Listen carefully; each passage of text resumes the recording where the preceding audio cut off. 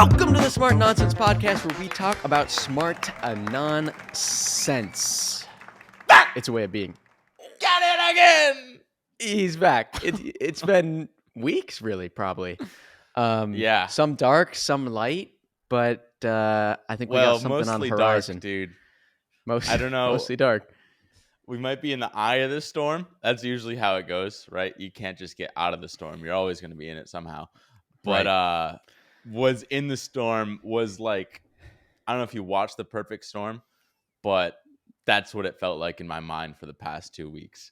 So I didn't want to record a pod with that mentality. So we're just giving you the post brief on a lot of this stuff. But yeah, what was why things are bleak? I don't know if we want to go negative Nelly right out of the gate. No, I think that's a different podcast. Oh, I'm also trying to remember why. Right, because what we're trying to do here is, I think we came on the podcast probably a month ago before the Jack Brother CEO episode, because Shaan called us out of the blue, right? Well, let me. I want a little bit of context. Yeah, I guess there's that. Okay, it's kind of how this started. Maybe give the Shaan context, but then don't go into current day yet, because I want that in between. So Shaan calls us. But why did that start? Why did he call us? Why did he start texting us? No. I think Shaan and Ben in particular, I think they have an algorithm where they just kind of ping people every 6 months and be like, hey, what's going on? And he updates with the biz, and it just gets sent out to their whole contact list. That's my guess. I don't know. I'm just kind of toxic girlfriend relationship. But weren't we talking about something and then it turned into...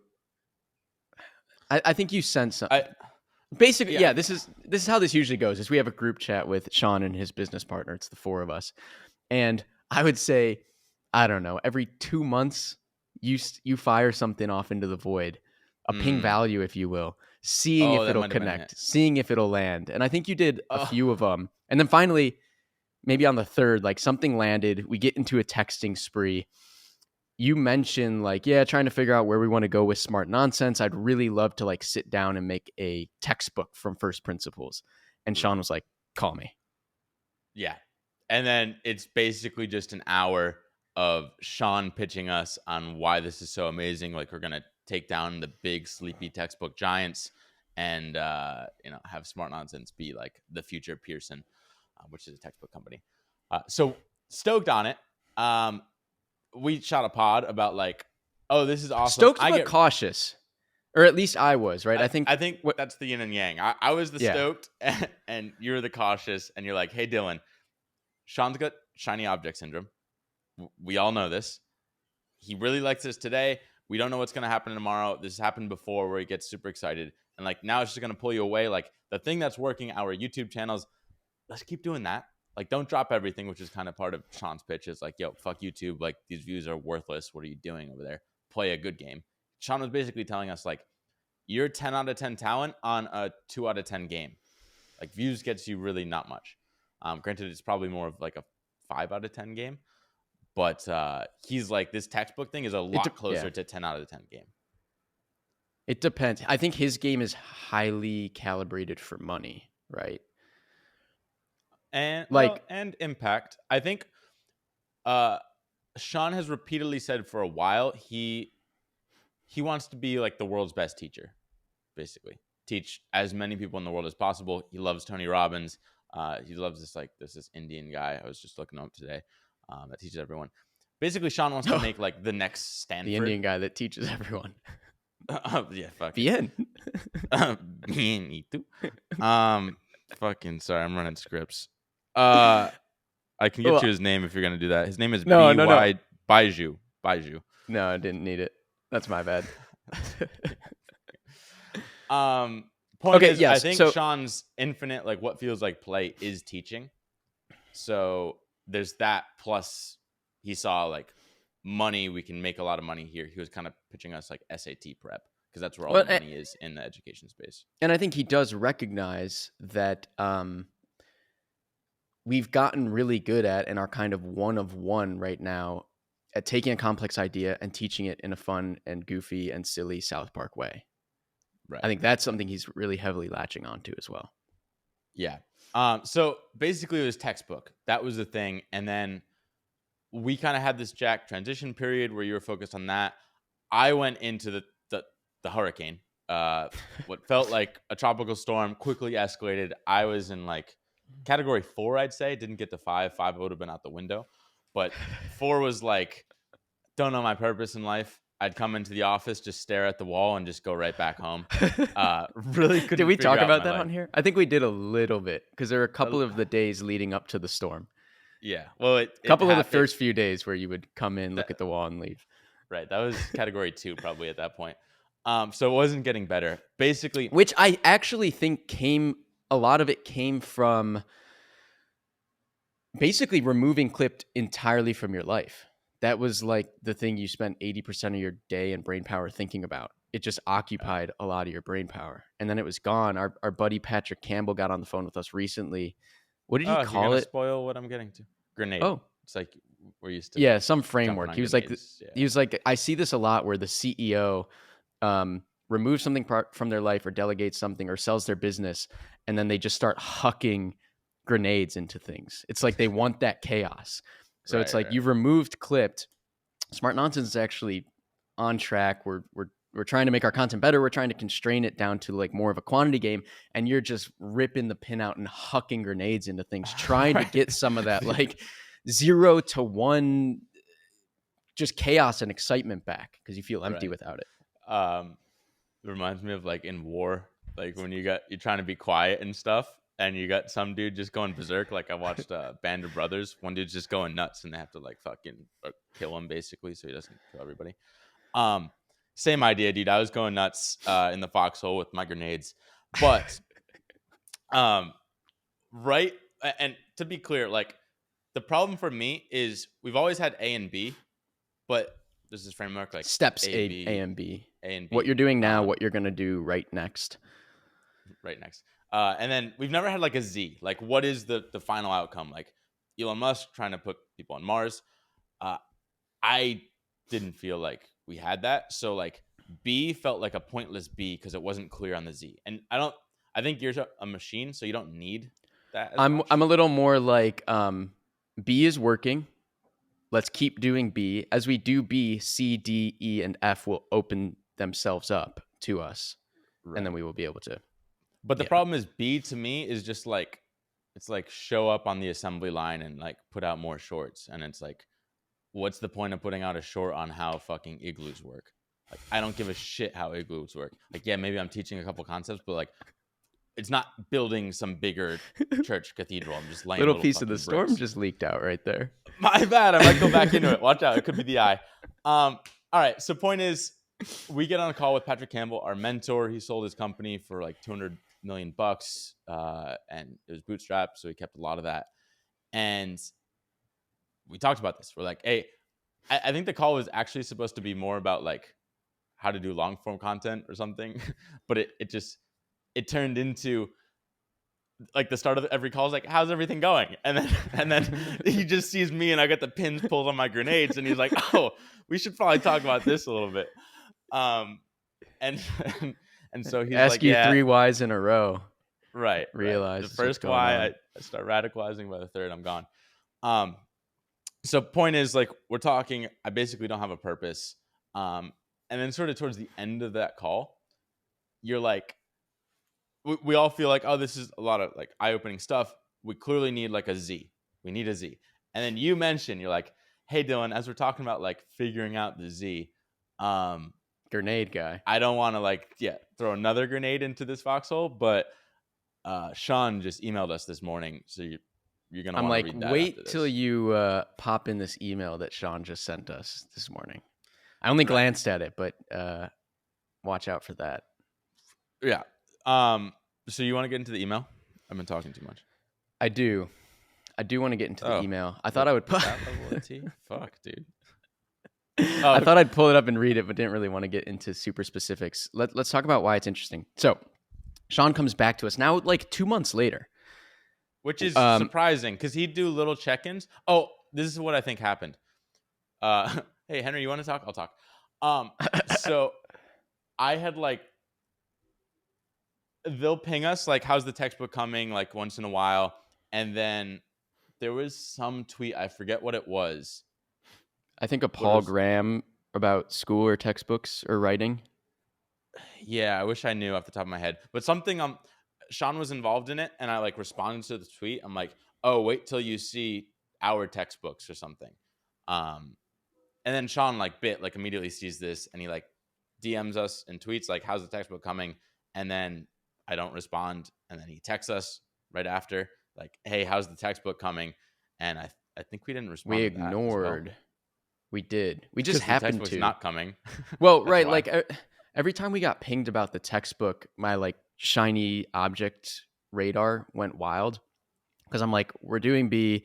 The textbook is kind of like a Z in our heads right now. Like we will get to it eventually. We were actually really busy the last 2 weeks or month working with the shorts team to fix that whole process because that's a mess. That's kind of actually the storm you were in. So it was just like, okay, the shiny object guy keeps pinging us about the textbook, just ignore. And we ignored like 2 of them. Yeah. I'll say really quick on the storm, I forgot about that part. Like our B was having trouble in the waters. It was just bobbing and sinking half the time. Cause like our animators were trying to get them down from like 60-hour edits down to 20 hours, which seems super radical, but like, hey, we're just testing stuff. But like, just wasn't working well. People were getting sick. Like it was a mess. It was really hard to do. We're spending like 20-30 grand a month on our shorts team, and we're putting out like 8 shorts a month, 9 shorts a month. It just made no sense. And we kind of didn't realize because we were busy with Clip transition stuff. Right. We just didn't realize that like, oh, the shorts had been neglected and they were being optimized for the complete wrong thing. Yeah. So that was causing some spirals. Also, training Reese, who produces this podcast and stuff, is like, it's not super easy, and it makes sense. It's like hard to train people on all this stuff. Right. Basically, and I think this was actually the same with like Jack and Clip too. Because a lot of your storm was asking like, wow, like business doesn't feel fun anymore. Right. And I think what's interesting about that is like, I think it was really fun because we were just neglecting all of the really hard stuff.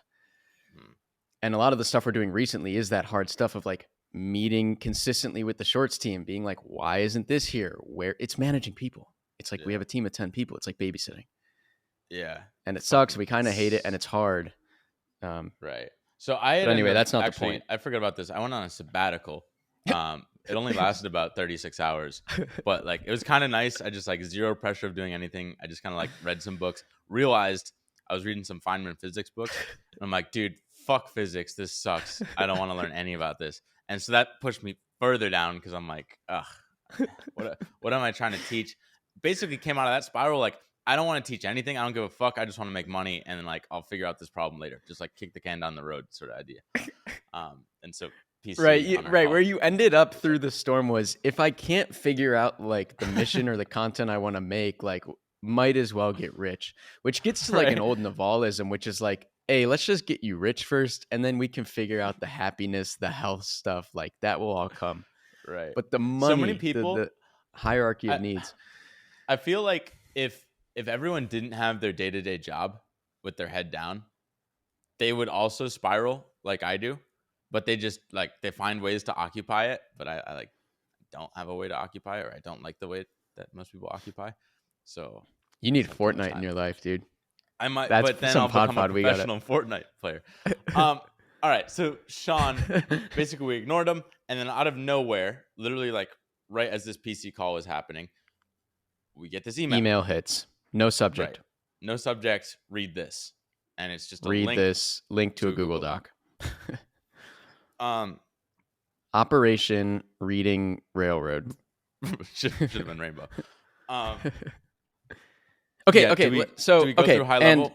High level, not specifics. Basically, Shaan comes back to us 2 months later with a proposal like, hey, you guys are 10 out of 10 at this skill, at going viral, at teaching on the internet. Maybe we read the top. I kind of like the top. Sure, you could read the thesis. We don't need the specifics necessarily.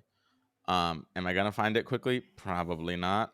And also, well, yeah, never mind. Fuck, dude. I don't know if you can see it, but I pull up the future of marketing. Okay, keep filibustering, dude. Shaan asked I to got be it. on I our got it. podcast once too. We ignored that. We're like, no guests. Oh, Sorry. did he? Yeah, Yeah, he's we're like, when are kind you of gonna let me dicks. be I on the realized. podcast? I just had it a second ago. Operation Reading Railroad. It cuts both ways. Because there are things we've needed and whatever from Shaan, and he just disappears. The top of it. Dylan / Henry equals world class at content / teaching via entertaining, simplistic cartoon / animations.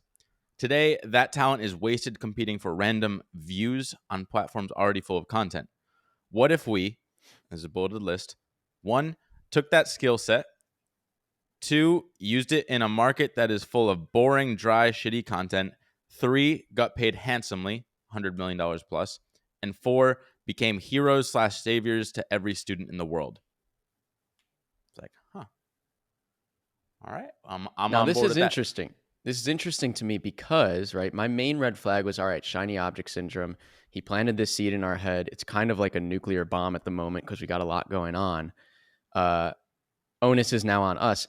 Okay, but hang on. It's like now 2 months later, he's coming back to us, same idea, more thought out, and actually he put in the work to propose what he thinks should happen. And then I was like, okay. Hang on, let's demote the shiny object red flag to now yellow because it's been like 2 months. He's clearly slept on this, and he's coming to us having done the legwork. It's getting lindier and lindier as the days go on, and yeah, he's investing a lot of time, so he clearly cares about it, and like it's aligned with his mission, so it makes sense why he likes it so much. I had a point. I wish I could read the whole thing. Well, we had a similar thesis, right? Like we're in this talking about steps A and B. I got it. We had a similar thesis, which was like make learning fun or teach every student in the world. We just didn't know. We didn't know, like we said, what the end game was, or what the money play was, or what the actual business play was. We've always said like fix school or like replace school. Like we wanted some school something, but it's like it's been hazy and we're not clear exactly how to get there. What I was kind of wrestling with when I went like, I can't figure out the mission, so maybe I'll just make money. It's like, then I started thinking, how do we make money? And I really couldn't figure out how to with our current channels. Like we're like, well, we could promote Clipt, but that's not really like the ideal thing. So do we make another channel like this B2Beast, like business to business, fucking Mr. Beast channel, where we just like teach video editing stuff or how to go viral, whatever it might be, so that funnels into Clipped. I don't know. Maybe we do it on our own channels and it's just like semi-related content. I fucking pitched you like you can do branded stuff, you can do merch, but those are kind of small plays. It just all sucked, and we haven't been able to crack this code on how we actually make money on our own content. And so now Shaan comes back to us basically with the solution to all our problems, pitched beautifully, and would fund it. And which is another thing, because like smart nonsense is only alive because of the Clipped engine, and we've wanted to separate those two entities for a long time, but just haven't been able to. Right. And the Clipped engine is only alive because of bank loans. Because of smart nonsense. Right. It's a fucking crazy feedback loop. Negative feedback loop. So right. It's like, here's $100 million idea. Here I am, Shaan, with all of the things I know about business, my audience, blah, blah, blah. Plus I will fund it. Right. Also, which I kind of like near the end, it was like, he was also kind of like, I don't know where this is going to land, but let's just all agree to it, or let's commit to doing it, and then we figure it out. And he'd be a minority partner. And so his proposal, we can probably just say like high level, I don't know if we made it clear before at all, actually, is we should become a test prep company, like the best test prep. And that's I think we must have talked about that in the Shaan episode, because you were like, I want to make a textbook. And I was like, our North Star is like a Khan Academy. And Shaan came on that call for an hour and was like, you need to sell SAT test prep. And I had a lot of issue with that. Right. Because we was like, I'm not going to teach vocab and grammar. Yeah. And I looked at like some SAT test books, like the one I thought like fucking changed my world. I'm like, this thing sucks. I don't want to teach like study hacks. I want to teach like history or biology or like real courses or physics. And so that's where we came back to like AP. tests we could teach, and then maybe someone else, like we hire someone to teach the SAT because we care less about it. So point is that he kind of pitches us more of a cartoon and then maybe like plus textbook thing. It's just like it's like right in our wheelhouse of stuff we'd want to do. Granted, some concerns. One is like we would do this basically paywalled course. So it's like, say, a couple $100 and you get to basically have the world's best AP US history course or AP biology, or whatever it might be. It's just like us teaching in the most fun, like South Park, Family Guy sort of style. Who knows what that looks like exactly, but it's like just amazing video course plus sort of like a Smart Nonsense newsletter, cool illustrated summaries of the chapters as well. And it's like basically a guaranteed 5 if you're smart or like go through the whole course. The problem is that would probably only reach in the tens of thousands of people in the perfect world versus we're used to reaching tens of millions. So it's like billions, kind of. I can't say we there. Yeah, we. Not me. Definitely not me.